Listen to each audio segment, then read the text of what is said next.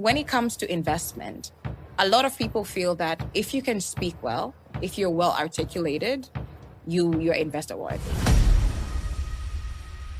Can you tell me something that you believe in that most people don't agree with you on? When you are navigating building something, you are going to fail, Caribbean, every day. Yeah. Failure is inevitable. Listen, a lot of innovations that truly stand the test of time, that truly solve a problem, had visionaries who truly understood the problem. What were the obstacles that you had to overcome in order for that to happen? Guy, I had my son when I was, 20? What ended up happening is I left our home and I started from scratch. I would go to bed crying and begging for God to kill me. But it is not something I would wish on any woman. As a mom, I can love my son. I can nurture my son. As much as people will talk about strong women, but a woman cannot teach a boy how to be a man.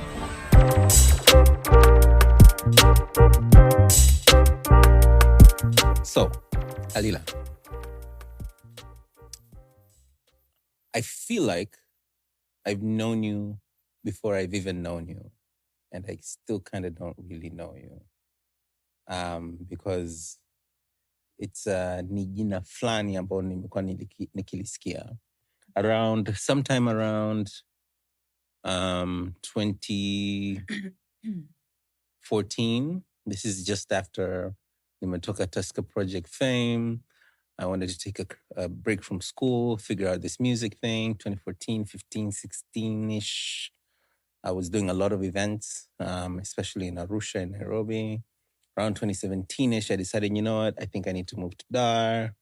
And of course, there are some people I was already connecting with, but there were also names that were being thrown. Come, hey, make sure you reach out, make sure you know this, you know? Mm-hmm. Your name popped up a lot. Mm-hmm. That's why I'm saying that. Mm-hmm. And over the years, it looks like you stick your fingers in a lot of things. Dang. So for the people who are gonna watch this, but for myself too, right, Khalila. Yeah. Who are you and what do you do with your time? Dang. Okay. So I'm just gonna say, the moment you said that you feel that you knew me before we've actually sat down and had like a song popped into my mind. You have to know the song. Mm-hmm. It's popular in the 90s. ITV2 played it a lot. Mm-hmm. Different context. I knew you before I know he didn't say knew you, but I just remixed it. Yeah, my brain goes there all the time when I'm having conversations with people. If people knew how I literally go to songs when people say something, I'm like, oh. Really? Yeah, I just have to sit there and just like, okay. Serious face. Okay. All right. But what do I do? Yeah, so I am a mother of 3 incredible human beings. And what I do with my time, apart from trying to figure out how to make sure I'm preparing these human beings for the next not even the next generation, the now generation, preparing them to be able to give, meaningful contributions to this world. Yeah. I drill into my areas of purpose and what I believe I've been created to do. Okay. And perhaps I'm going to be reaching ahead of things you're going to ask later. But I have, it's taken me a while to be okay with the fact that I'm multi-passionate. I'm a multi-talented individual who can do different things, but find ways to now take the different things that I can do and streamline them so I understand how to add value to them and to figure out how to make sense of what I can do. And so right now I run Unleashed Africa Social Ventures, which is a group of social enterprises. Yes. And we work at the intersection of youth development, social innovation, job creation. Okay. Fancy way to say just we have different programs, projects, services, and products, specifically tech products within the creative industry. We work within, I've literally gender tech, that's what I'm calling it. We have different work within the gender space, and we have different work within the social enterprise, enterprise space. So we do social enterprise development. We've run accelerator programs in the past, but we've also got a program called Nipedili, which is basically, it has been lovingly called, outside of this continent, the Shark Tank for social enterprises in Africa. And Nipedili. Season 3 is coming up this year. I just plugged in. And I'm a speaker. I write a lot. I write about each and every single thing. I enjoy writing. It's something that I've always been really good at.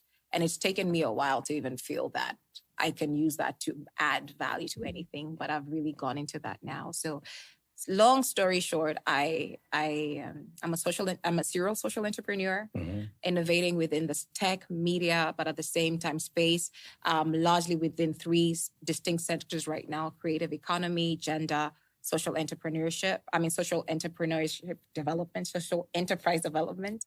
I'm a speaker across different things that I do. And I tap, for a lot of people, they might see me in events and people call me an MC and I keep correcting them. I don't MC. I'm a conversation curator. When it comes to the development conversations, the SDGs that we talk about, AU Agenda 2063. Right now, we're talking about Vision 2050. To be able to get people to really sink into those conversations, understand those concepts, be able to take ownership and hence take action, people have to be plugged in and triggered rightly. Right. And communication plays a very important role. Yeah. And one of the things that we do whenever we run most of our events, we just have an agenda and just run through it. Yeah. But when you have convened people, it is a very important and very special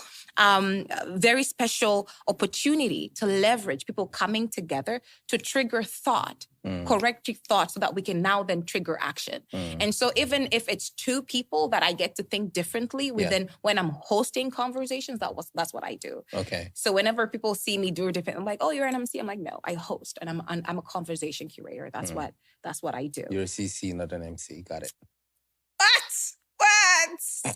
Like that. All right. Okay. And then, so I'm a speaker. And of course, I also delve into a lot of now the development space as well. I have led different development institutions, different NGOs. I've worked and led different NGOs. But I am just a human being who's really passionate about getting and triggering people to think differently. Yeah. And hence feel differently and act differently. Okay. Let's leave the world better than we found it, and let's leave meaningful legacies. I keep telling people, I'm like, you're age 65, we'll say our life expectancy in Tanzania is 63. But you'd think, okay, 65, life expectancy, maybe 90, 65, 90 years is a very short time compared to the eternity of your legacy. So let's make sure that we leave legacies that actually count. Okay. Right? Okay. So you're someone who believes in leaving a legacy. 100%. Yeah. And somehow, for some reason, since I was as small as I can remember, that's a word that stuck to mind. Legacy. It's not a trend ambao nimekutana nayo sasa hivi. Can I use Swahili? Yeah. Right, I go back and forth. It's not a trend ambao nimekutana nayo sasa hivi. I remember being 8 and I don't even remember what that word stuck to me. But I was really young when I started thinking about legacy. Right? And what do I want my life to mean? What do I want to do this? And then nikakutana na maisha, nikapigwa na vitu vizito. Sasa hivi ndo nimeanza kukasa. Okay. Okay, what do you think,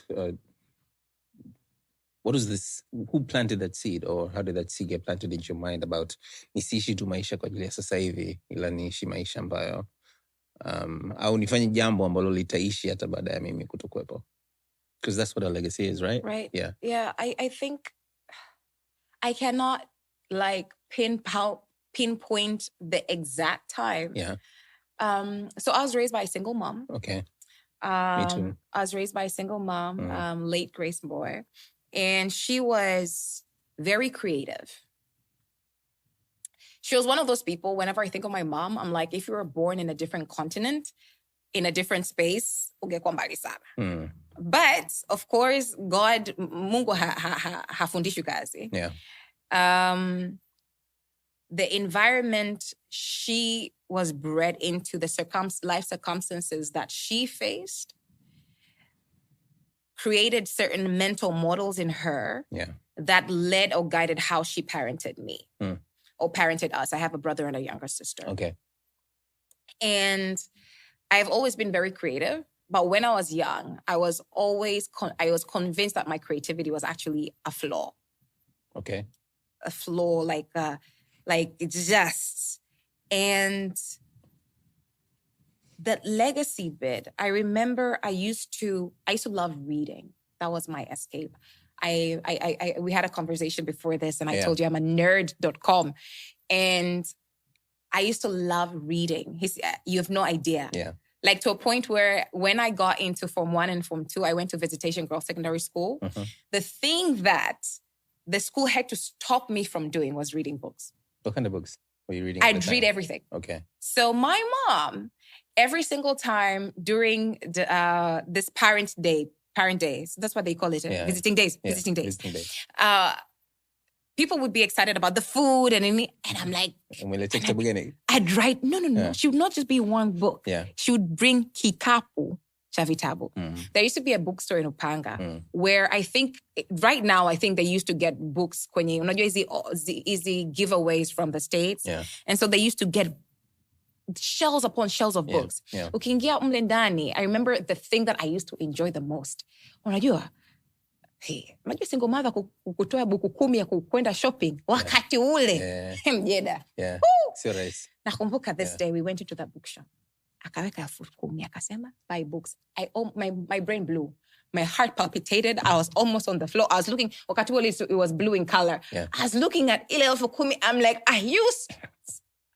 Guy, we came out with 2 boxes. And I read those. I will literally disappear. And I'd read, people talk about, novel. I'm like, you read it and it gives you an escape. Yeah. And I truly think that that's kind of where I got it. Okay. I cannot pinpoint it. Exactly, yeah. But considering we didn't necessarily have access, we were watching TV, we were not that family. Yeah. But books. Yeah. My mom meant it was the books. Yeah. Yo, guys. Yeah. Yeah. I think my English improved when I started reading books. Yeah. It wasn't movies. It wasn't music. Mm-hmm. It wasn't traveling. It was just books. The vocabulary got better. 100%. Yeah, you learn new things all the time. Yeah. And it also teaches you so many different concepts because what you read in this book, then you have another book, Changanoring. Yeah. The books that I should not have read, though. The Mills and Boons destroyed me. Well. The Street Valley High, Lord, no. I think they kind of made me. They didn't destroy me. Oh, they did. I feel like I needed to do them in order to... They were the frogs that had to be kissed. Yeah, that's the distraction I mean. Like... Because then they skew your perception of romance and reality. But that's the point. They really do. They really do. Don't tell me, Komba, you did not have to go through different bumps on the road. For anybody who read Bills and Booms, I'm like, talk to me about your love life. It was not easy. It was not easy. Because those books, they give you the unaltered perception of reality. Yeah. And as a kid... But that's the whole point. It's a novel. It's fiction. As a kid, when you don't have the tools to be able to actually pick out what's real and what's not, and you don't have your own foundational facets to, have a thinking process that tells you how to see things, it's destructive. Okay. No kid of mine is reading Mills and Boons. Mills and Boons for... I will let them read them. They're good books. They're written very well. They're perfect for puberty. Post-puberty. Especially if you have a girl. Yeah. And because, again, I guess girls, men, we perceive things a little bit differently. Yeah. I get where you're coming from, though, in terms of like perception of what you think should be done or what normal is. It could be a bit more damaging for a young girl than a young boy. Well, let's just say maybe you had a shield of some sort, but even for young boys, it is actually damaging in terms of what they begin to expect of women. But then I digress. But anyway. Okay. So after Mills and Boom, did you find yourself leaning on certain kinds of topics in terms of books that you wanted to read, or it was just whatever you get your hands on? I read the Nancy Drews, the Street Valley Highs. I read the High Reporters a lot. I read the Mills and Boons. I read a lot of different genres. I was in and out. Yeah. And I also used to love reading biographies. Okay. Oh my God. Yeah. guys. Okay. The biography that I read that shook me to the core still does till this day. Long Walk to Freedom. Still, I remember I read that book and I would Mandela. Yeah. Because I am a creative, innately a creative. So as I'm reading those books, the flashes in my mind, I am living it. You're visualizing it, yeah. I will cry with a book more than I'll with the movie. Yeah. Nitagalagala na iko kitabu. Then I'll close it. I'm like, no, let's go. Keep going. Yeah. Very dramatic. Yeah. Yeah. Alafu pia unajua most books, especially the ones that are written well, once you watch the movie, you get disappointed. Yeah, it's almost as if you've read the book, don't watch it, because it will never meet the same 100%. Level of detail. Yes. Because kwenye kitabu huoni, kwa anakuambia hadi mshikaji hema sharply or, you know, yeah. And then, of course, you are now translating that with your own nuances. Imagination, right? Yeah. So the hema sharply yako na yangu might be different. Yeah. But, you know, but then both, you feel it really deeply. You own that perception. Perspective. You own it. Yeah. The movie, it's your perspective and you're giving it to me. So reading is something we should read more. Yeah. Do you still read a lot? Yeah, I try. You try? I try a lot. Okay. Yes. How do you make time? So I've gone back and forth with that. But one of the things that I've put for myself, so I'm one of those people who have bookshelves of several books, but I might not read every book. Yeah. Bookshelves of several unread books. Yeah. So I try to do at least 10 pages, if it's 5 pages, but I try to read. Because for me, it's also very therapeutic. Okay. And there's a time when I started picking books because other people said they were great.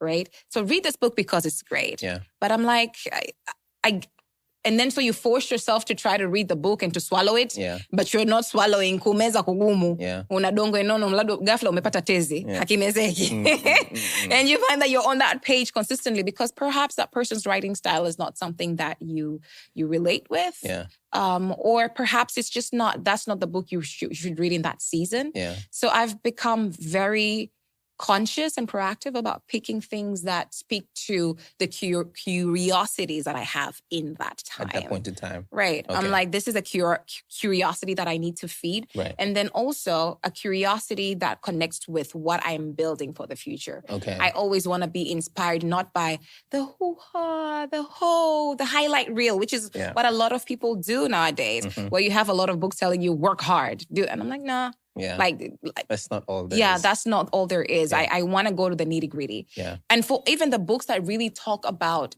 the mess-ups, where people can be vulnerable about, and which is also why I love biographies, where people can be vulnerable about the mishaps, the missteps, the gaps. Yeah. Those are the ones that I relate to the most. Okay. Right. Okay. If you could choose a theme song for your life right now, what would it be? Gosh. Because, I mean, in the very beginning, I started with that. I knew it, so that I'm stuck there. Nope.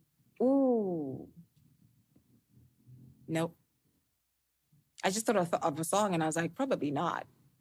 But I thought... You can have more than one song. The song I thought about was... I have a few. I have a few gospel songs, several, in my mind. And because 100%...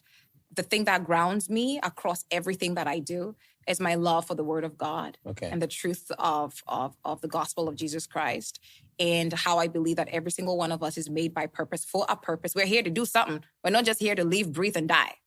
We're here to do something. So that's largely something that drives everything that I do, and hence the first song it's one of my son's favorite song.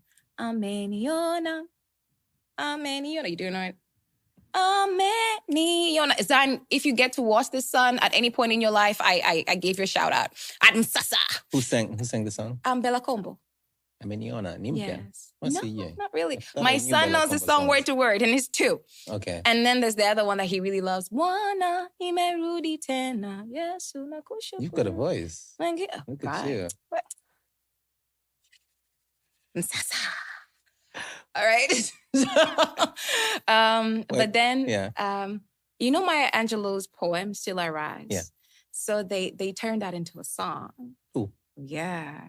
Who's they? I don't know the day, Okay. but it's a song. Okay. And I was looking for it sometime this week, actually. I came across it. Still I Rise, that song. Yeah. That despite whatever personally happened to me, despite whatever is happening to me, Yeah. still I rise because I still have a purpose until the day nadanja. Yeah.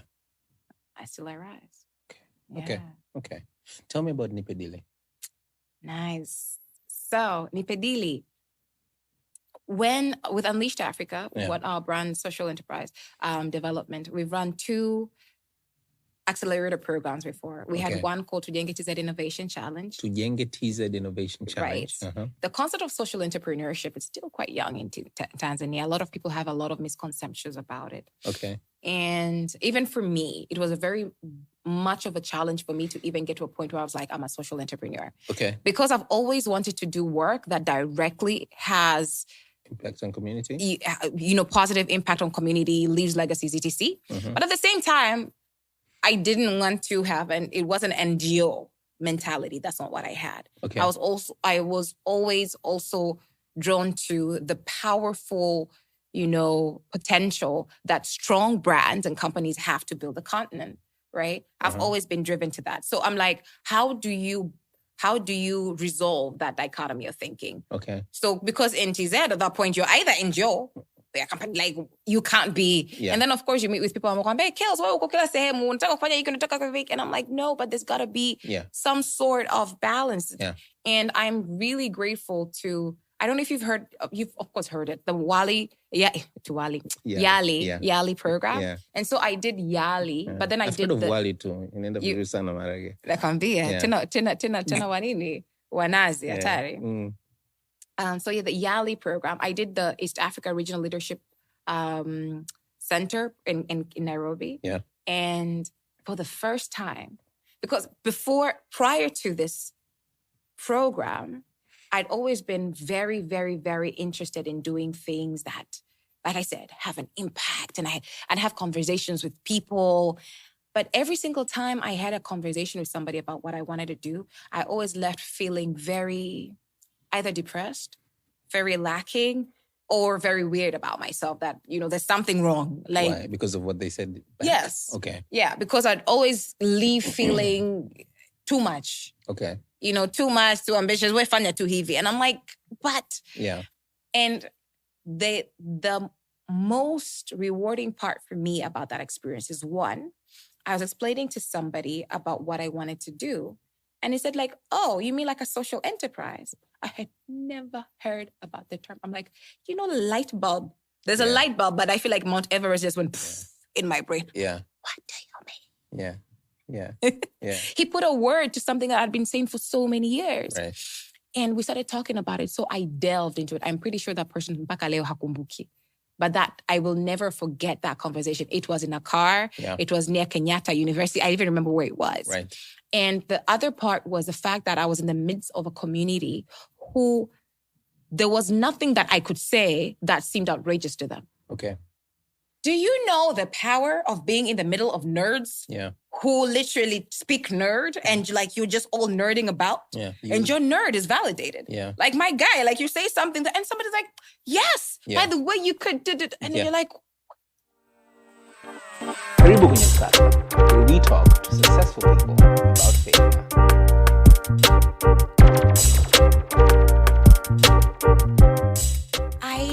I felt alive and I felt accepted. I felt validated for the first time in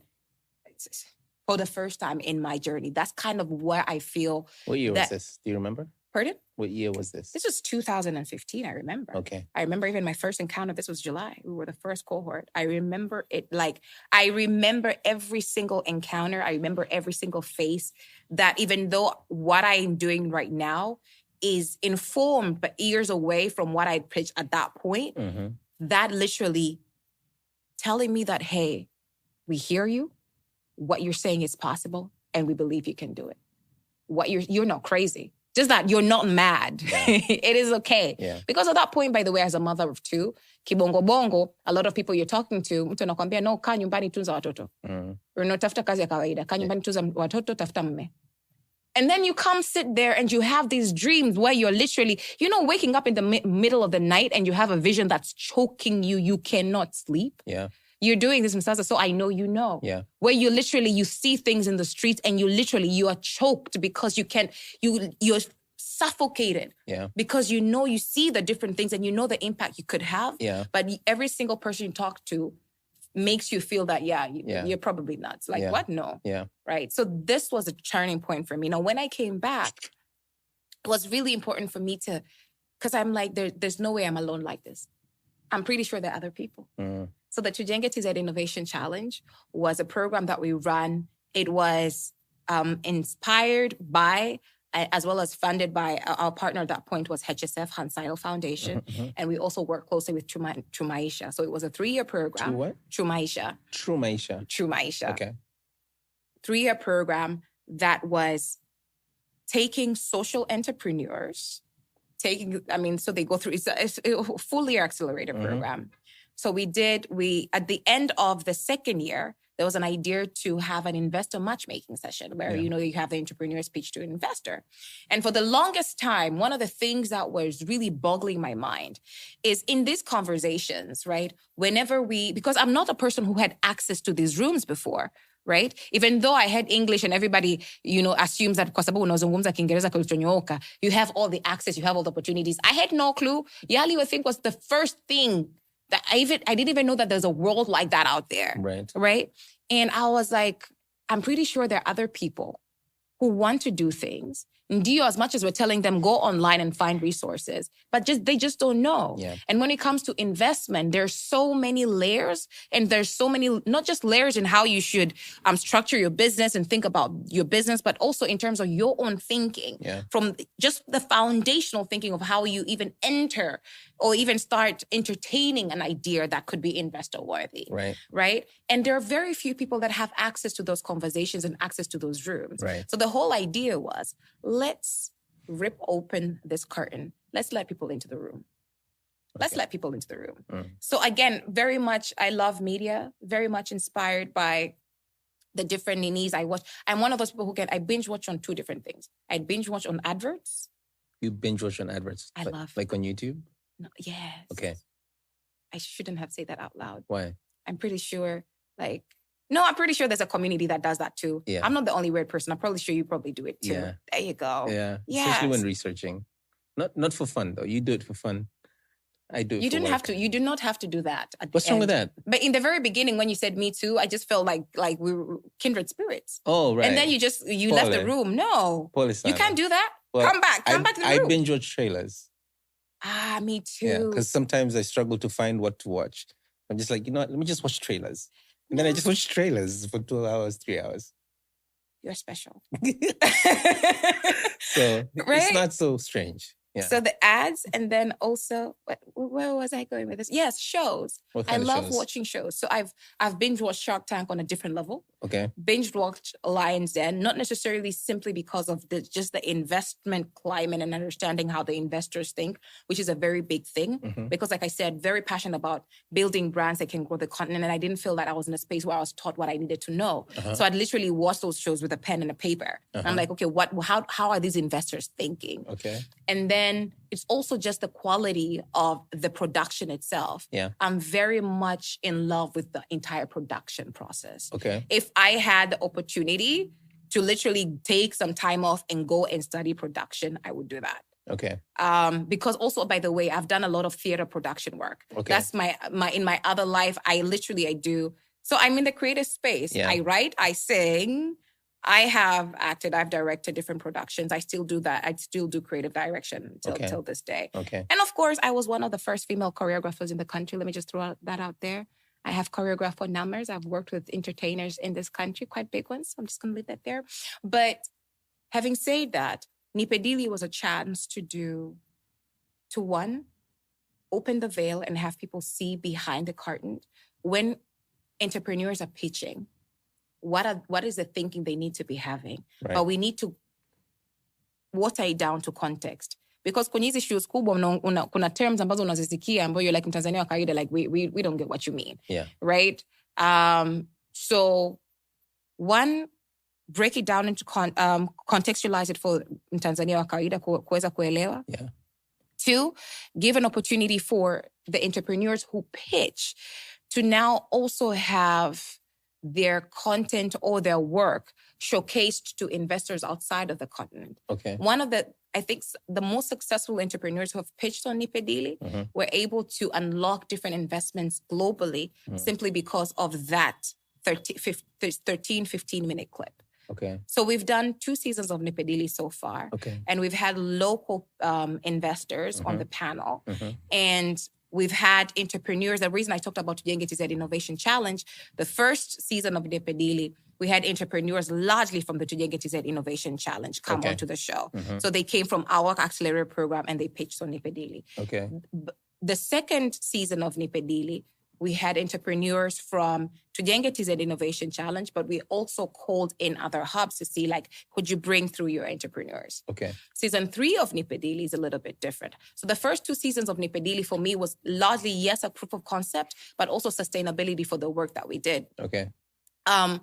And it was largely on YouTube. We put this content up on YouTube. Okay. Right? Because we also wanted to have creative control over how we build it and to be able to learn the best ways to navigate. Okay. The third season of Nipedili, we're literally pulling from different hubs and accelerator programs across the countries. Okay. I'm like, it's really about showcasing the entrepreneurship landscape in the country, but not just to Tanzania, but other people out there. Okay. Using quality production, showmanship, and just great storytelling. Okay. Right? So that's the third season. We are looking for connecting with different hubs so that they can nominate people. We're going to be having doing a launch of Nipedili, soft launch first and hard launch of Nipedili soon. So people are going to be seeing a lot of it. Yeah. The second season is we're going to film largely in Dar, but we're also going to have editions in Arusha as well as in Mwanza. Okay. And so that's Nipedili season 3. We're going to have entrepreneurs across the country. And we're also going to, this time around, I don't want to spill the beans, okay, but we're going to have, yes, we're going to have investors on the panel, but a large part of Nipedili will be Nipedili Kita, where we actually bring in the public as the investors. It's going to, like crowdfunding? No. What do you mean bring the public as investors? So the fact of the matter is, when it comes to investment, a lot of people feel that if you can speak well, if you're well articulated, you're investor worthy. Okay. Right? Mm. And most of the times when you were to show an entrepreneur who's, very good and charismatic, normally somebody will talk to you about that. That's the person you invest in. Okay. So basically, tutakuwa tunauliza wananchi, je, huyu apewe dili au hasipewe dili? So as much as they're investors there, the public will also get to talk about, what do you think? Apewe dili? So public opinion as well. Yes, public opinion. So the public, and so we'll also be able to see, just the polarities, if there are any, between how the investor thinks and how the public thinks. There's definitely going to be polarities. We'll see. Okay. We'll definitely launch it and it's going to be fun. I'm really excited about this particular season. Okay. And also because we're building into season 4, but again, showcasing our ecosystem in a way that truly we get people to dig into it. Okay. I mean, we keep talking about how the education space should stop being theoretical. Yeah. And yet we're also treating this really fun, vibrant ecosystem the same way in many spheres. So let's release those layers and really have, Okay. So and these entrepreneurs, they're also social enterprises au sio lazima? So Nipedili is largely focused on social entrepreneurship. Okay. If we do get an entrepreneur who's up on Nipedili and they're not a social entrepreneur, we'll think about it. But a big criteria for being able to be on Nipedili is just that social entrepreneurship angle. Okay. I mean, and of course, when I say a social enterprise, mtu anaweza kuchanganyikiwa, what do you mean by that? Uh-huh. As long as your business and how it operates, it directly, and just in its general business operation, just for the fact kwamba umewasha taa umeingia ofisini, your business directly has an impact in how a certain community Yeah. is operating, is Yeah. living, is how their lives are enhanced. Yeah. It is a social Yeah. enterprise. Yeah. Yes, it is a social enterprise. Yeah. Yeah. Okay.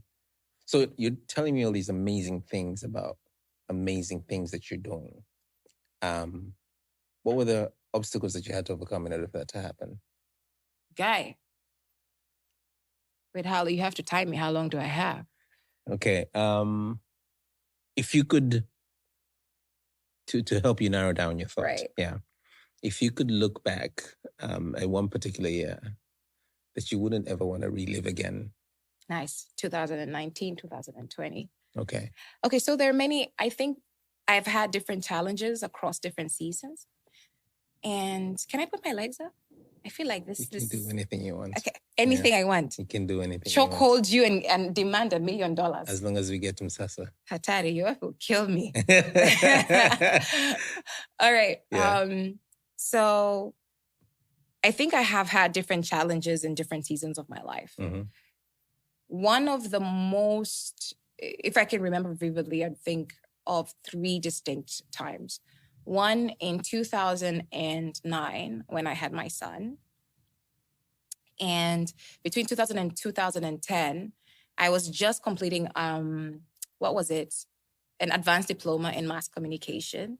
And I got a what do you call it? A scholarship. Yeah. A really good scholarship to finalize my degree. But I couldn't do it because I had to come back home and help take care of my family. Yeah. And so I had to put my education on the shelf to come back. And I actually only thought that I'd be here. I was in Malaysia, right? And I thought I'd be back in Tanzania for maybe 3 months to help sort some things out and leave. Yeah. But I never left. Yeah. So at that young age, I'm a young mom. And the whole idea that I have to completely leave my dreams on the side and now work because we have a family to take care of. Nobody's asking you about how you're feeling. Yeah. Nobody's asking about your dreams. Nobody's asking about what you want to do. I had my son when I was, 20?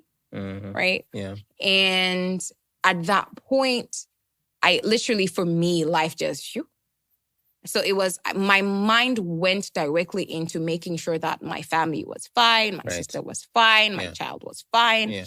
And I went through a very hard time. I was depressed for most of the time. I was suicidal for most of the time. But nobody saw it because out in the public, I'm all about things have to be done. So chick. And nobody's asking about you. Yeah. Right? Yeah. So turn from child to breadwinner. That's what happened. Yeah. And the second distinct, and of course, there are a lot of hardships that we went through, from homelessness to, it's a story.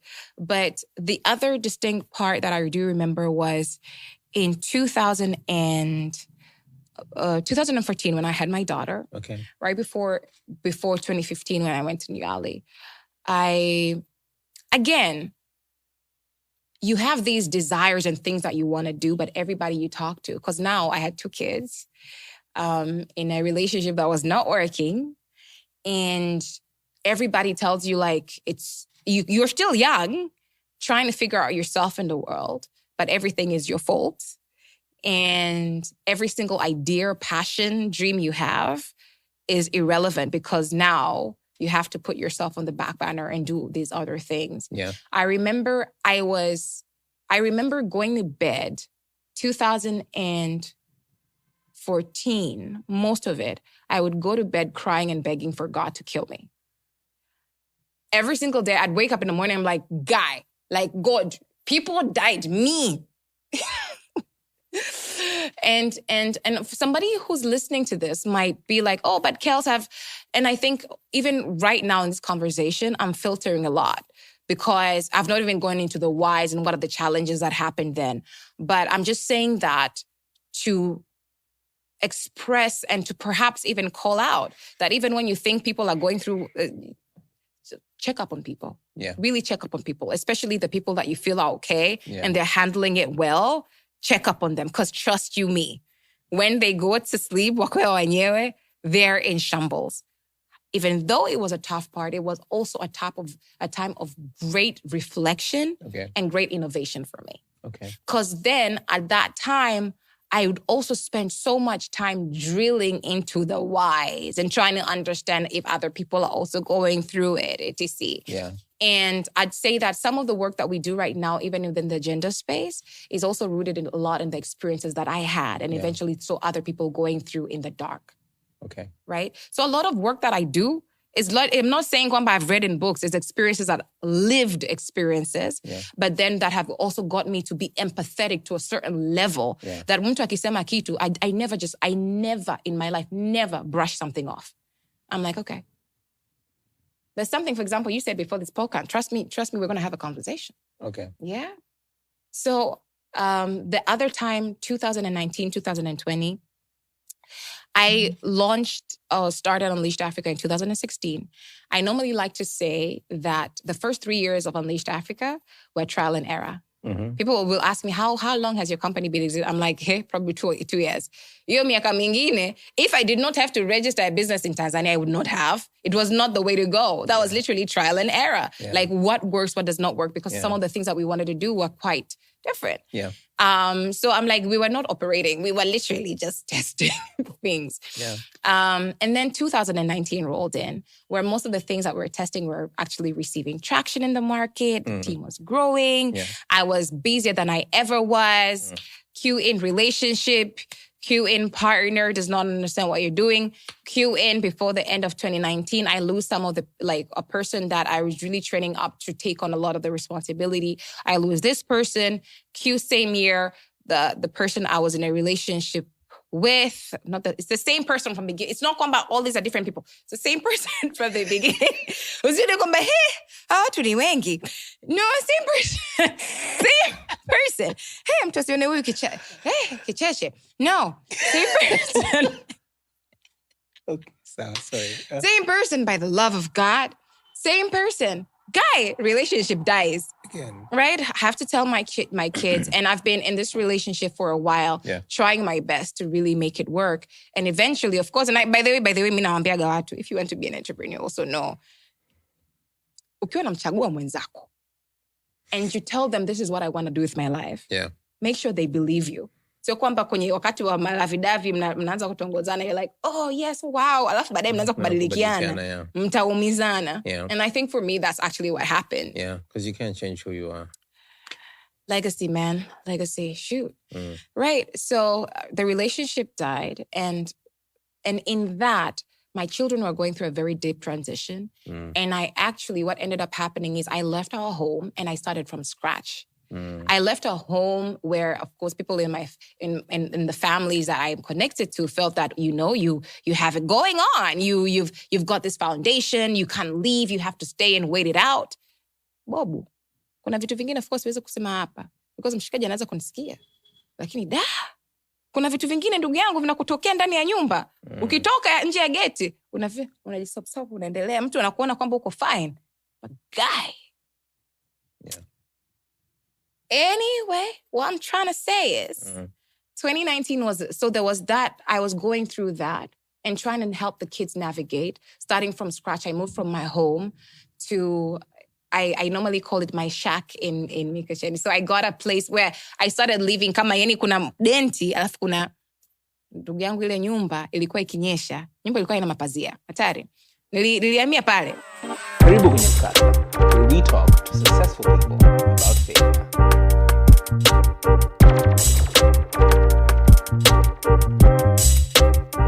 Unajua mvua ikinyesha wale vyura wakilia, utasema kwamba umelala naye kwenye mto hapa. Alafu alikuwa amezunguka. Alafu ile nyumba, unajua Mikichani pale kinyeshaga, kuna kutokea mafuriko.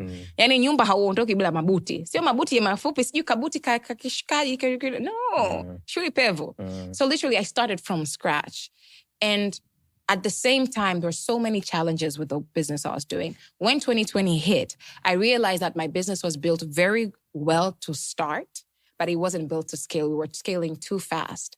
Okay. And we were scaling faster than our team, the current team, was able to handle. Okay. And at that time, I did not have the fortitude to be able to know how to navigate and help my team navigate, how to Do I put people on the side? Do I bring in consultants? I did not know how to make those business decisions. Right. And so that cost our business heavily. So eventually I ended up having to put the company into hiatus and really pull back and restructure.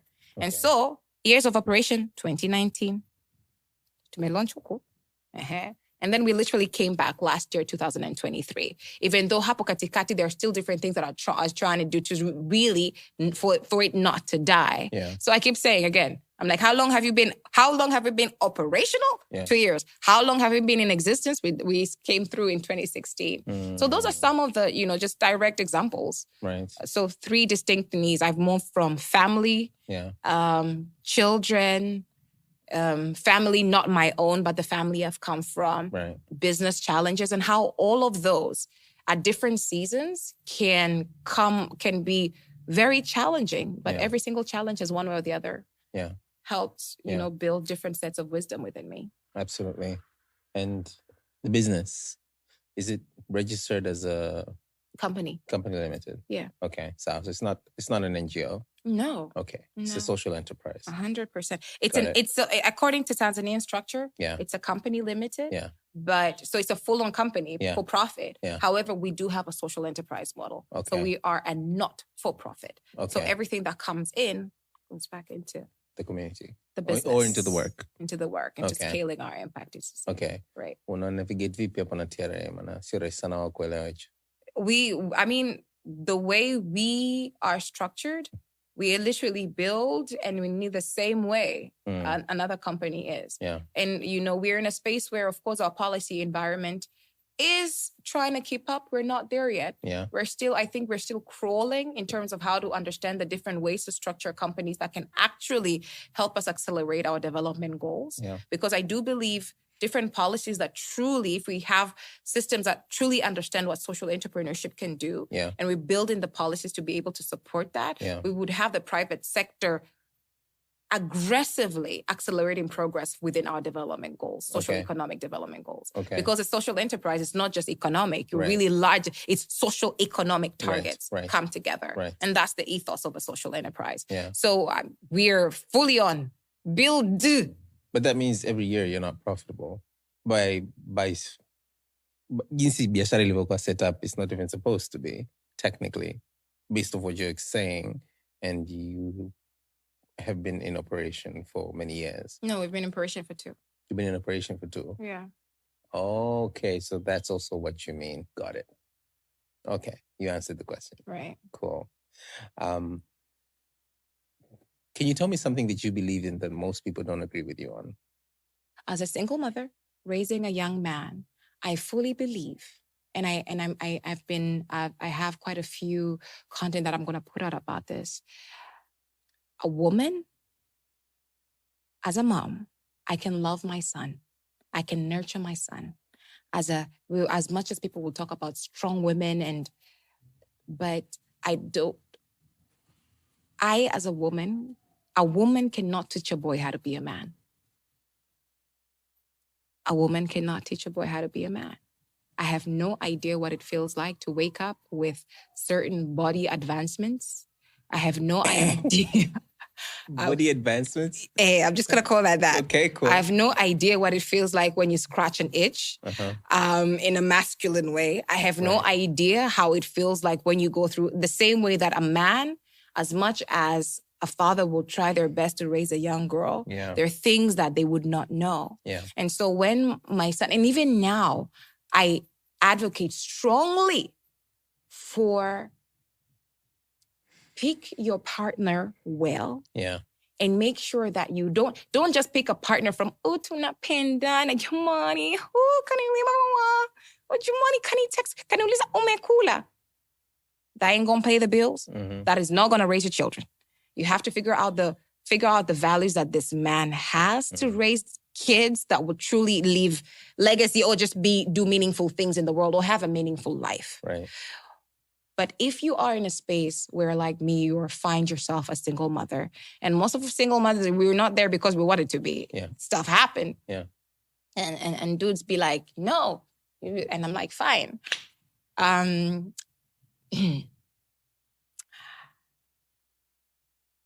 even though you find yourself in a space where you're a single mother and you're raising a young man, find positive role models for this boy.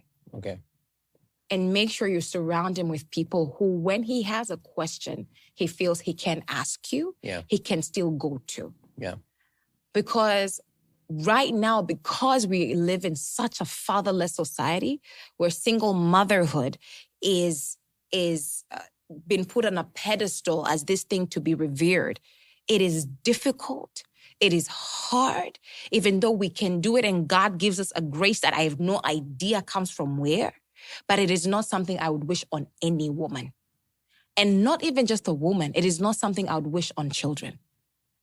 Simply because that we are made in pairs, and every one of us, the dad and the mother, come with unique sets of abilities to be able to train that child in the way they should go.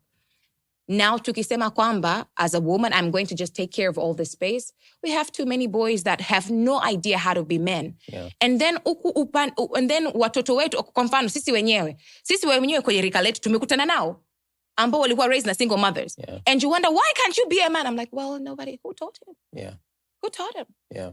Right? They're teaching you, they're reacting to you in the way that they were cradled. Right. They were cradled so much, so now they're expecting you to mommy. They're expecting you to mommy because that's what they've seen. Yeah. And that's what they're expecting, right? Yeah. Because they've not seen it. And so you have a certain age where the young boy needs a mother's nurture, tender love and care. Like, simtumue mtoto. Ongea na yani you wanna, to a certain age, 7 pale. Alafu baada ya hapo, wanahitaji baba ku. I'm like, let's rough play. They need that. They need that, right? Yeah. You know, ile kwamba you don't tell a mtoto miaka mitatu be a man. Like, he's 3. This is still a baby, he's a toddler, right? Yeah. That the steps in early child development, very important. Yeah. But both roles are so important. And so I think for a lot of people, that's very controversial. Why? Because a lot of people I know, a lot of people in communities that I interact with have been raised by single mothers. And so, of course, they will say, no, a woman can do it because you're defending your mom. I was raised by a single mom, but I saw the pitfalls that my brother encountered because he was raised by a single mother. I saw the pitfalls that I encountered in how I deal with men because I was raised by a single mother. I don't put any fault on that incredible woman. She did the best she could with what she had, but there's always a gap. And no matter how we would like to theorize it, we'd like to downplay it, there's a role for both parents, and we have to get back to building families that are whole. Amen. Right. So, what's the worst advice you've ever been given? Worst advice I've ever been given? Stop everything you're doing. So it was something that relates to stop everything that you're doing, go home and Okay. Yeah. Okay. Okay. Well, why was that bad advice? Pardon? Why was that bad advice? Because this focused on me reading myself on everything that makes me me. Right. Right? Don't be ambitious. Don't be creative. Don't be innovative. Don't want to give back. Don't want to build. Yeah. You have to find a man that takes care of your bills. Right. And stay at home with the children. Mm. I have nothing against women who literally... By the way, I normally tell people, when I'm tired, people are like, oh, utakuwa umechoka, uko kazini umechoka. I'm like, actually, kazini hakunichoshi. Nyumbani. Kunachosha. Yo! Hey! Yeah.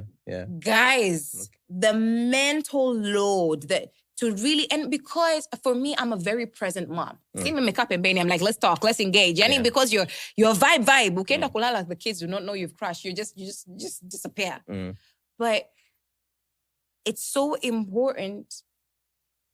The work that parents, stay-at-home parents do is massive. But then, of course, feed into all of us, again, back to the point I made earlier, have a purpose to accomplish on this world. Right. As much as I'm a very present parent, when any of my kids will tell you, I will probably have conversations and I've been to spaces with my parents, not places, but to spaces mentally, emotionally, with my children, that hata mtu ambaye anaweza kuwa nakaa na watoto wake masaa 8 kwa siku, masaa 10, 24/7, might not have. Because I'm that intentional. But my purpose is to also to also build into the world that they will live in when they leave my home. It's very nice. You've thought about it. Or have I thought about it now? You've thought about it. You've thought about it. It's very nice. It's good to be so clear about stuff that you need to get done, because it also helps you navigate better how you're going to go about getting it done. Some people get lost in the journey because they don't even know where they're going. So, hongera. Right. Yeah. As a serial entrepreneur. You say that so seriously, as a serial entrepreneur. Let's go for it. What's your relationship with failure? With failure? Yeah. Guy, just even this morning I failed. What are you talking about? What did you fail? What didn't happen? Yeah, just up I've been sent a message on WhatsApp somebody telling me I'm unprofessional. Yeah, unprofessional. Okay, man, we fail every day. Yeah. One of the things I have learned. Yeah. When you are navigating building something, you are going to fail, Caribbean, every day. Yeah. Because when you wake up in the morning, you will always have a perspective of something you want to build. Yeah. Again, there's this saying that we overestimate what we can do in a day and underestimate what we can do in a Yeah. So we always have this grandiose picture of what we're going to do. And sometimes even before because you're like, guy, you think you have 56 hours in a day. You don't. You have 24. You only have 24. And then in those 24 hours, you probably only have, out of the 8 hours you're in the work, or even if you're 14, you have about 7 hours or 5 to 7 hours of serious real work. And that's if you're lucky. Yeah. And that's if you're not day. Responding to emails, because these emails, by as much as it's great, most of the emails you receive are emails that you cannot just respond to. You have to think about. Yeah. In this world where everybody wants to throw everything on ChatGPT and for it to do your thinking for you, it will mess you up. ChatGPT is great to enhance your own thinking. So you want to put some thinking behind. 100%. And so most of the things that, for me, it has taken me a while to be okay with what I can't do. Okay. And to be okay in taking accountability for the things that I consider failures. Okay. And I don't call them failures anymore. Right. I'm like, they're building blocks. Right. Because every single thing that I do is a stone. Right. It's a stone building the foundation of the future that I'm building. Absolutely. For myself, future generations, my kids included. Yeah. Right? Because the world that I'm building is the one that my children, my grandchildren will also exist in. Yeah. Let me let you in on a secret, by the way. Normally when I pray, I also pray for my grandkids. And my grandkids are a great motivator. Sometimes when I'm working out, it's probably something really silly. Okay. Sometimes when I'm working out and I don't want, and I'm like, self-motivation. So I'd be doing that push-up. And I'm like, mjukwangu, nakuja. I want to be able to, because I want to be able to play with my kids, my grandkids. I want to be able to throw them up and run with them. Right. I'm like, I'm definitely going to be that fun grandma. I'm like, you're on a bike, tuko pamoja. I'm like, mina kuachiti. No, mwanangu, no. We're tuko pamoja. Okay. So I'm like, I'm coming. Grandma is doing this for you. Like, seriously, it's the funniest thing. I'm like, sometimes I think if there's a camera here, I'm going to check her. But anyway. It ties back to the legacy thing. Yeah. 100%. You only get one body. I plan to live with it well in the mighty name of Jesus Christ. So,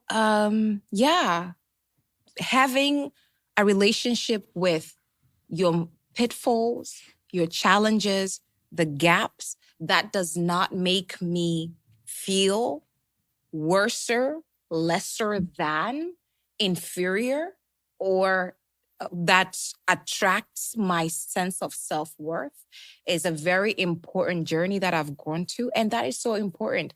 Failure is inevitable. Right. And if you enter anything and feel that, I want to be perfect, Kwanzaa, you have failed. That is the biggest failure in itself. Right. Being able to just literally embrace the pitfalls and being able to take accountability for when they happen is exactly what we need to do. Yeah. And so I think, and for that taking accountability is something that took me a while to learn, because sometimes you want to be perfect. Yeah. You want to do it right. You don't want to appear like... unajikuta unajitetea. Yeah, exactly. Making excuses for yourself. Exactly. Or for other people. You're right. Yeah. You're right. Yeah. Sometimes the failure comes out of mismanaged expectations before you started to do whatever it is that you thought you were going to do. Like having that. Let me tweet. What did you just say? What did I just say? What? Mismanaged expectations. Mismanaged expectations. It's like I catch myself doing that a lot when I have this to-do list. Right. That's haiwezekani. Lakini inawezekana. Mimi ni mimi. Unajiona mjeda. And then you're like... Unajiona Van Damme mwenyewe. And sometimes you feel shitty about it. Right. Although sometimes you shouldn't, because as you were speaking, I remembered something that I read. Nadhani ni leo tu. Right. This gentleman was talking about retirement. I think he's about to retire. Right. I didn't read it. I listened to it. I listened to podcasts in the morning. Yeah. So I was listening to it, and he had this poem, and only one thing stood out for me. Don't let a tall wall make you feel small. I was like, yeah. Okay. Cool. So on that same train of thought, what would you, Kellz, consider as one of your biggest failures? This is something that I've been thinking of, really reflecting on, especially in prayer lately. When I was younger, I allowed myself to be convinced of the fact, and this is not just when I was younger, the building blocks started when I was younger, into my 20s, all the way into my 30s. Yeah. That even though there are things that I could do, I was always convinced that I wasn't the best person to do them. I was always convinced that I would never do them right. I was always convinced that I was not worthy to do them. I was always convinced that the things that I like, my nerdiness, were out of place. I was always convinced that, right? And so it was one of those things where in the public eye, people be like, oh, Kellz, but you're like literally sinking in the quicksand of your own like insecurities. And of course, these insecurities are not things that you put in place. The world around you, the things that you were told, the things that you heard growing up, these foundations are building blocks to the trauma that one way or the other for me got me to believe things about myself that were not reality. Okay. And so one of the things that I do nowadays is I always remind myself, go back to factory settings. Because I remember the Kellz at the age of 7, 8. I was courageous and ambitious and confident. People talk about me be confident now. I'm like, my role model is my 6-year-old self. Yeah. 100%. Because I was not so inundated with the beliefs, these outside forces in me. I was not so saturated at that point. And so even when I'd read those books, I'd think about the world and I'd think about my creativity and my talent. I'd think about what I really wanted to do. And when, of course, I started expressing and sharing with people what I wanted to do is when now I started getting the, oh, wewe. Na wewe pia. Haiwezekani. Wewe, unajiona sana. Unajiona, I think I've heard it all. All different ways that somebody can, nimezisikia zote. Na kuna vingine sijavisikia, nimefanyia, kuna wengine wamefanya mambo. To really make you believe or that that's not something for you. So my biggest pitfall is that it took me too long to get to a point where I realized what that foundation was still in existence and how that foundation had actually altered my own worldview of myself in the world and how I was connecting to people and giving back. Not even giving back to kwamba I'm impacting the world, but even connecting and relating and engaging in conversations. Because even as I'm speaking to you, before you've ever said something, I've already judged myself in the way that I think you should judge me because of the way somebody else judged me before. So, nimeshajiweka kizibani, nimeshatoa hukumu, nimeshamaliza. So even before you say anything, I am already in my mind out of the books for you. And I think that is very subtle in terms of how it operates within a lot of people, by the way, especially in the creative space. And I don't feel like we talk about it enough openly, and we don't have conversations where we can be vulnerable about it. And the reason I share openly nowadays is because I'm like, there are too many people going through these things. And I wish there's a point where I could literally hear somebody sharing authentically about their journey. So I can also, me too. Yeah. Like, oh, kumbe. Yeah. So then you can tell me, okay, so how did you escape that? Don't just tell people work hard. But there were different ways that you had to navigate the different, issues that you were going through. And so, that's for me, because I think that's really kept me from being myself, from discovering myself, from really exploring friendships, from really exploring relationships and what they could mean. And I can only truly say I'm only learning to make friends now. I'm only learning to love myself fully now. I'm learning to do those things because I've literally been able to look clearly at those experiences, hold them for what they were, see my part in them, because I also played a part. Indeed. I'm not just going to blame the world. I heard a lot of part in some of the BS I did, right? My part in them, and be able to call a spade and say, yo, no more. Right. Yeah, especially creative. I agree with you there. It resonates because to a very large degree, people who do creative work, technically unatengeneza kitu ili mtu mwingine akipende. It's a lot of pressure. Right. Yeah, it's never for yourself. Which means you're prone to a lot of rejection. And if you don't handle it well, it's kind of really messes with your self-esteem and, your self-talk, what you tell yourself in the mirror or when you're sleeping at night or et cetera, et cetera. Na hivi vitu unakuwa unavichukulia poa, but if you say it over 5 years, it becomes your reality. I like what you're talking about in terms of learning how to even become a better friend. Right. And it's interesting because, for instance, you know how una mshikaji wako anaweza akawa alipata changamoto na changamoto fani serious kiasi, labda ya kiafya au ya kifamilia, na aliwaza kukucheki wewe, alafu akashika simu akasema, but Kellz is probably busy, and then hakucheki, without knowing huyo mtu is causing more damage on the friendship than if angekusumbua. Because hata kama kweli uko busy, you would have appreciated knowing that this person thought of you when they're in this kind of problem. And actually, you would have probably stopped what you're doing because the problem is that serious and is worthy of dropping something else because maybe someone's life is at stake. Which basically shows kwamba sometimes you make friends only when you're vulnerable. Right. Not just when you're giving them or helping them. That's like true. Their vulnerability to you would have made them a better friend to you because you would have had to become a better friend to them, not because of what could be done after. So, yeah, that safe space is kind of really, inahitajika itokee. Na ikiwezekana, even if a small community of 2-3 people who you can talk about this kind of stuff with inasaidia kiasi. And there's also pride, right? Yeah. There's also pride involved in terms of and I can see for myself, where for so long I was used, toka nikiwa mdogo, you're used to taking care of others. You're the first girl, you're the person, so you're so used to being the person people come to, such that I'll be honest with you, I had to learn how to ask for help. Yeah. Mpaka leo it's so hard. Yeah. Because, but immediately you call me, guy, drop. Like, what? Yeah.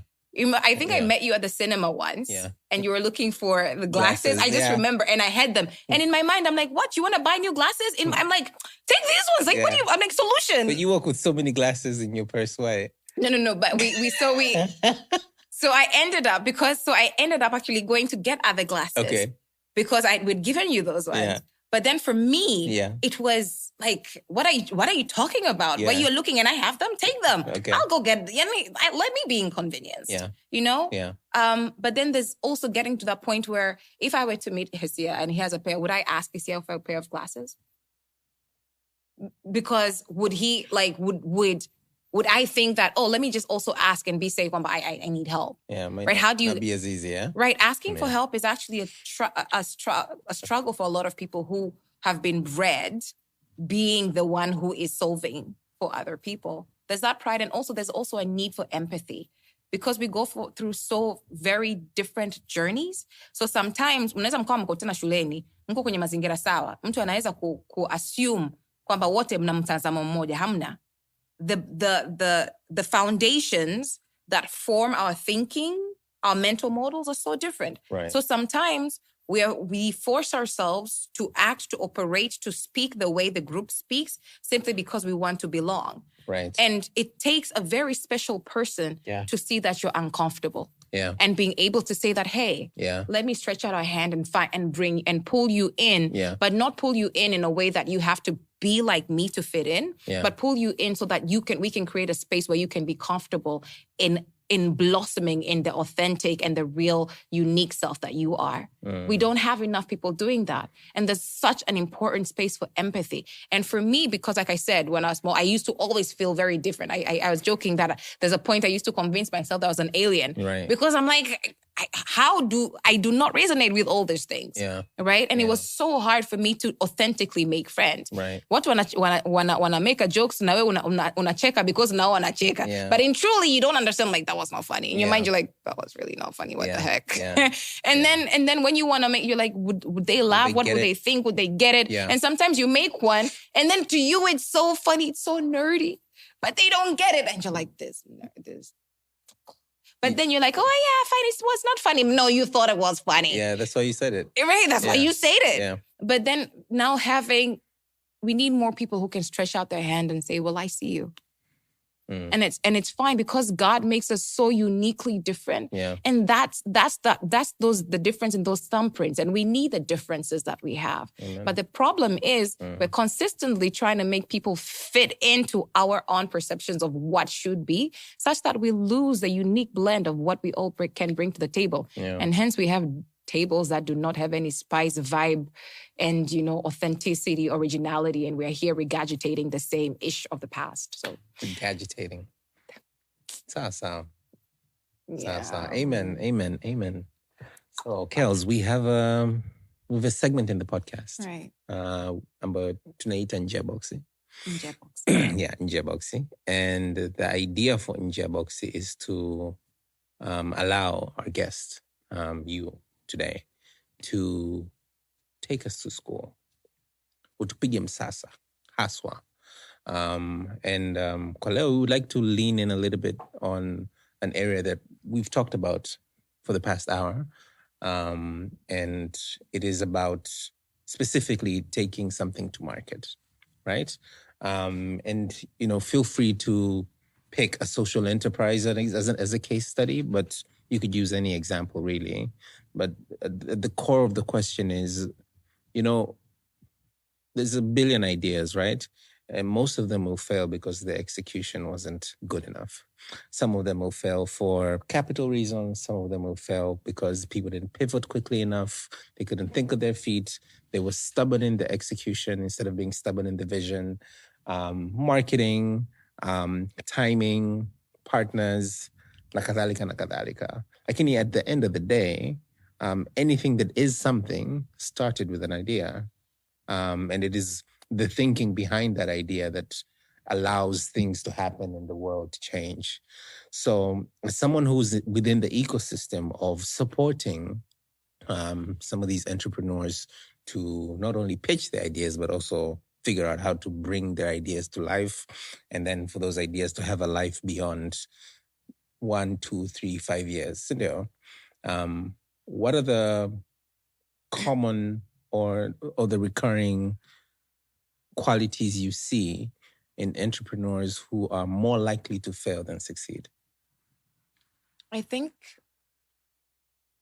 so as much as I'm working really to create these spaces, I'm also somebody who, considering I'm an innovator as well, so I understand the plight because I'm also creating. Right. So I'm on both ends of the spectrum. Yeah.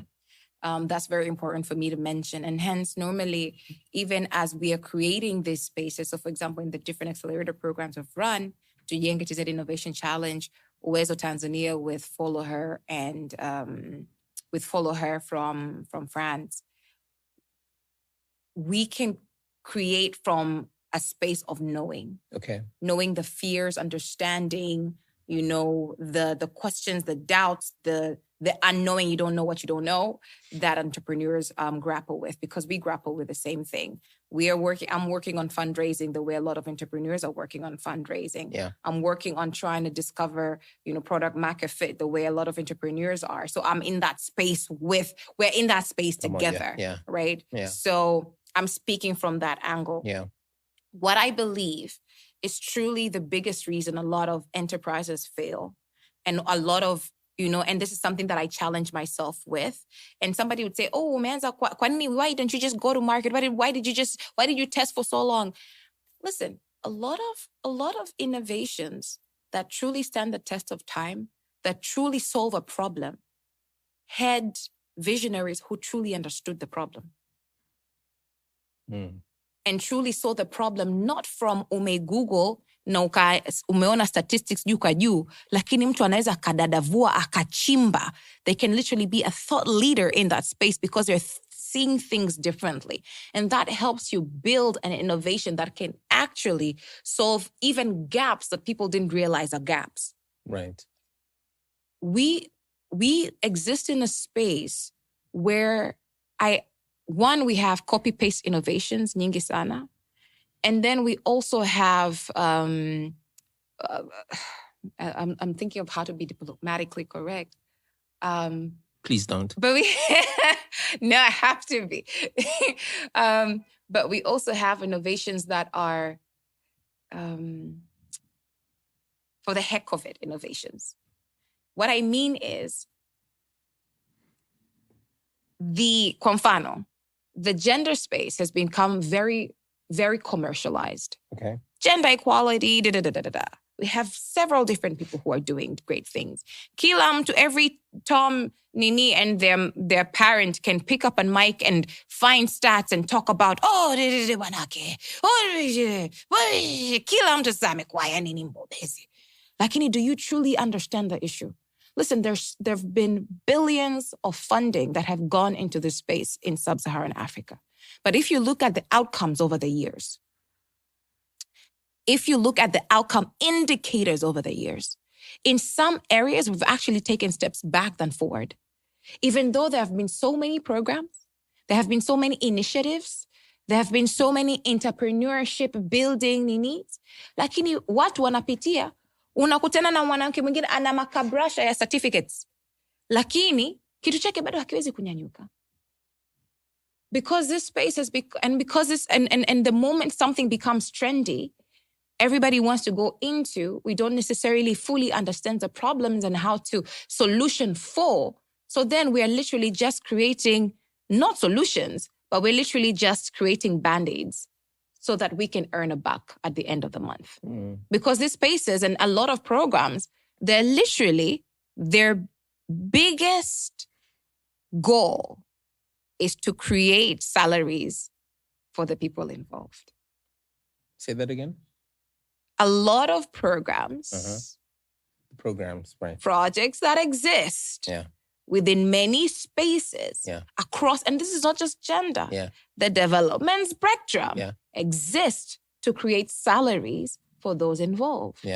Nimeandika proposal nzuri, kizungu changu kimenyoka, nimemuita fundraising expert, kaweka kitu fulani pale, M&E framework imekaa, imeenda shule, Excel imedondoka, ukifanya tu pale kale ka Dropbox alafu nimekwenda nimeingiza na ka tool, unajua kuna vile tool fulani vya mdau kwa kasisimka, kahela kakaingia kwenye account, kagari kakanunuliwa, kanini ofisi kakanini, kakochi cha milioni 8 kakawekwa hapo. Watu wako vizuri kwa sababu pia mdau akija lazima awe comfortable na tunachokifanya.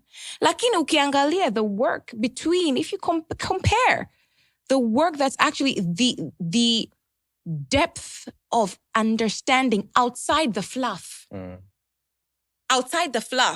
and the theory involved in actually solutioning across different sectors. And I brought on the gender space as an example. Watu wengi sana are stuck in fluff. Na ndo maana hata manufaa, hata outcomes hatuzioni kama, yani outcomes hazimatch. Maanake sasa hivi tunasema tu, tuna polisi, tuna raisi mwanamke, so we've made some tremendous steps. Are you serious? That's a great step. We have a female president and we are very proud of that. But look at all the other indicators, and I'm not going to go into that deeply. I'm going to talk about the importance of understanding and building a solution that's grounded on a firm understanding of the problem and a consistent understanding and questioning our understanding of the problem. Because problems mature, things change. Environments change. Pardon? Environments change. 100%. Culture. I hear 100%. Yeah. And so considering if those things change, we also have to understand the changing landscapes that the people for whom we're innovating are shifting. We have to understand how those are shifting. Yeah. Because tatizo lake, kwa mfano, if you're solutioning for a young girl, and there's work that we do with Rise Up. So Rise Up is a digital safe space we have developed. And we by the way, I'm going to definitely invite you to. We're going to be launching a research soon. And the research really delves into a lot of the mishaps in understanding some of the challenges that young girls go through. Girls and young women. And I won't go into it here because we've not necessarily launched it, but for anybody watching, that's going to be made available soon. Okay. But we really dig into what are the intrinsic challenges. Kuna vitu tunaviona hapa juu ya boksi. Lakini ndani, manake hamna kitu ambacho tunakiona kama changamoto ambacho hakina mzizi. Na kila mzizi una mzizi wake. Na kila manake mizizi vinatoka. So then, if you really want to make sure the symptoms of the issue zinapungua, you have to understand how you deal with the problem. And most of the times we want to point fingers and say, we should, mindset. But then, how are we exactly doing things to resolve those things? So for us, Rise Up is built on a foundational desire, hunger, and curiosity to understand the issue. What people see of Rise Up right now in the market is not what we're building. That's the starting point. But then it's built on a deep hunger. And I've said empathy connected to the story that I have of knowing and asking questions, consistently asking why. Why? Okay, fine. Why?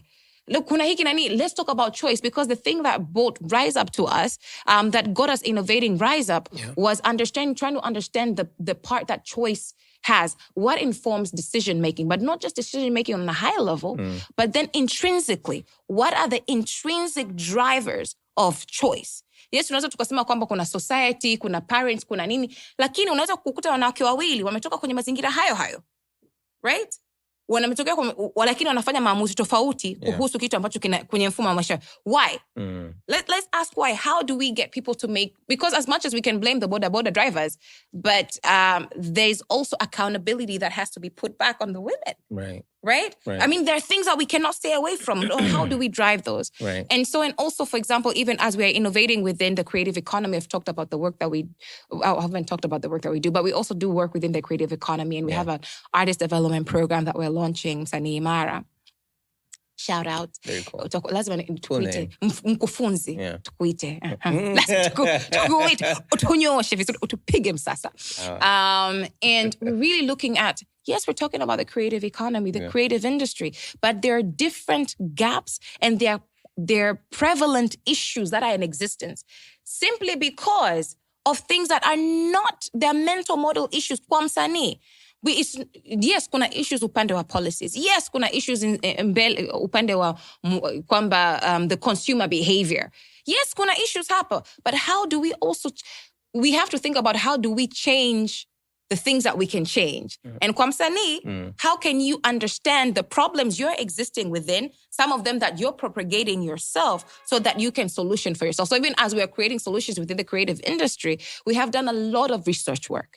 We have done a lot of research work. Kama nilivyokuambia kwamba operations, I have literally put my own back behind a lot of research trying to understand what are the issues here, so that tunavyotengeneza kitu kikitoka at a certain level, Ukiniuliza swali Bobu, ninaweza cut and break it down in ways that will shock you.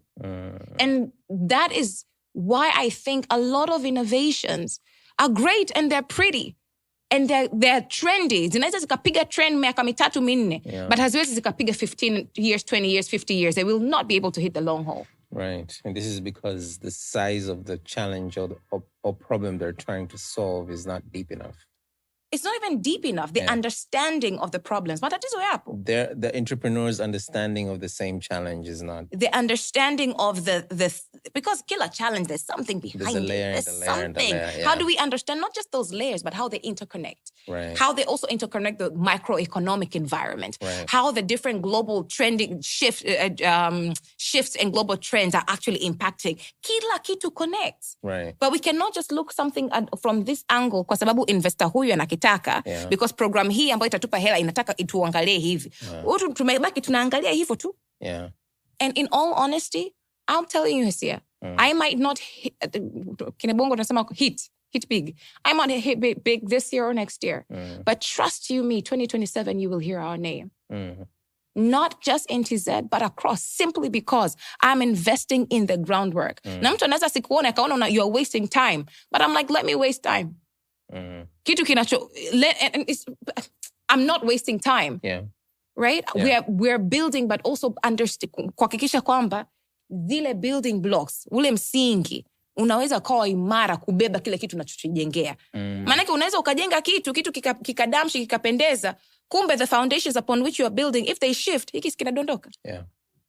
The foundations weren't strong enough. 100%. And the foundations is not just kwamba umesajili kampuni Bobu. Ni kwamba unajengea nini? Unatatua nini? Because tatizo unalotatua sasa hivi matatizo kwenye sectors ambazo tuna exist, and even in the communication space, how we're approaching communications right now in 2024, 2020 different. No, if you're not dedicated to unlearning, learning, relearning, right, you're in trouble. Yeah. Absolutely. You're in trouble. Yeah. Khalila, asante sana kwa kuja Msasani. Msasani? Yeah. You could say you call it? Well, no, it's just Msasa. Like, it's just to see when you're in the space. Msasani. Msasani. Pale Msasani kuna jamaa anauza chips nzuri. Yeah. Thank you so much. Thank you very much. Thank you. And asante kwa kufunguka. To bless. You have to give me a joke, though. I will. Karibu kwenye Msasa, where we talk to successful people about failure.